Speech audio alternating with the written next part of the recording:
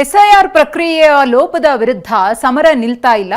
ಇವತ್ತು ಕೇಂದ್ರ ಚುನಾವಣಾ ಆಯೋಗಕ್ಕೂ ಕೂಡ ದೂರು ಕೊಡಲಿರುವ ಬಿಜೆಪಿ ಜೆಡಿಎಸ್ ನಿಯೋಗ.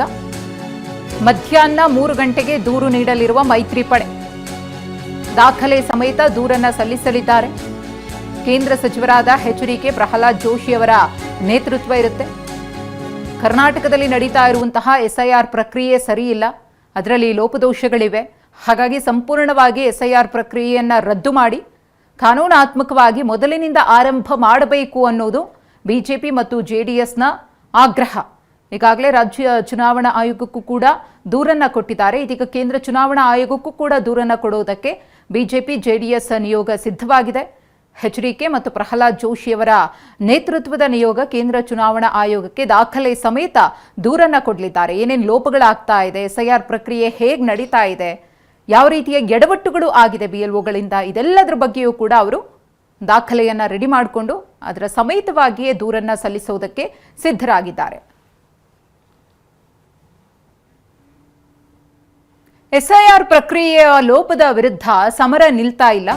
ಇವತ್ತು ಕೇಂದ್ರ ಚುನಾವಣಾ ಆಯೋಗಕ್ಕೂ ಕೂಡ ದೂರು ಕೊಡಲಿರುವ ಬಿಜೆಪಿ ಜೆಡಿಎಸ್ ನಿಯೋಗ.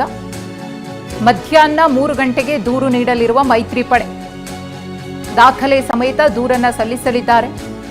ಕೇಂದ್ರ ಸಚಿವರಾದ ಎಚ್.ಡಿ.ಕೆ. ಪ್ರಹ್ಲಾದ್ ಜೋಶಿ ಅವರ ನೇತೃತ್ವ ಇರುತ್ತೆ. ಕರ್ನಾಟಕದಲ್ಲಿ ನಡೀತಾ ಇರುವಂತಹ ಎಸ್ಐಆರ್ ಪ್ರಕ್ರಿಯೆ ಸರಿಯಿಲ್ಲ, ಅದರಲ್ಲಿ ಲೋಪದೋಷಗಳಿವೆ.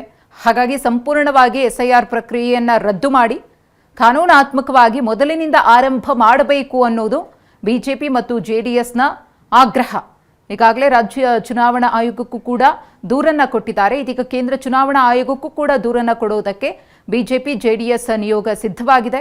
ಎಚ್.ಡಿ.ಕೆ. ಮತ್ತು ಪ್ರಹ್ಲಾದ್ ಜೋಶಿ ಅವರ ನೇತೃತ್ವದ ನಿಯೋಗ ಕೇಂದ್ರ ಚುನಾವಣಾ ಆಯೋಗಕ್ಕೆ ದಾಖಲೆ ಸಮೇತ ದೂರನ್ನ ಕೊಡಲಿದ್ದಾರೆ. ಏನೇನು ಲೋಪಗಳಾಗ್ತಾ ಇದೆ, ಎಸ್ಐಆರ್ ಪ್ರಕ್ರಿಯೆ ಹೇಗೆ ನಡೀತಾ ಇದೆ, ಯಾವ ರೀತಿಯ ಎಡವಟ್ಟುಗಳು ಆಗಿದೆ BLOಗಳಿಂದ, ಇದೆಲ್ಲದರ ಬಗ್ಗೆಯೂ ಕೂಡ ಅವರು ದಾಖಲೆಯನ್ನ ರೆಡಿ ಮಾಡಿಕೊಂಡು ಅದರ ಸಮೇತವಾಗಿಯೇ ದೂರನ್ನ ಸಲ್ಲಿಸುವುದಕ್ಕೆ ಸಿದ್ಧರಾಗಿದ್ದಾರೆ.